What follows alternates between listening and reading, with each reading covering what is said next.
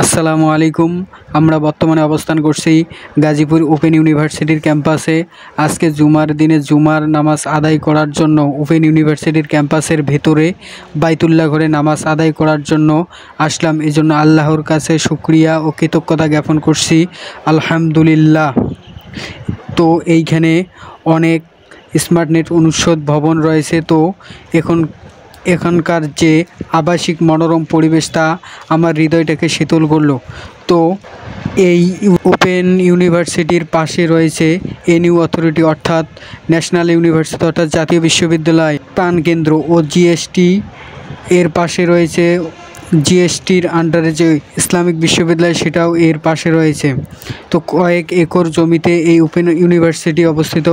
তবে এই ক্যাম্পাসের শিক্ষা সফরের কয়েকটা চমৎকার বাস দেখলাম ও ক্যান্টিনের সুব্যবস্থা রয়েছে।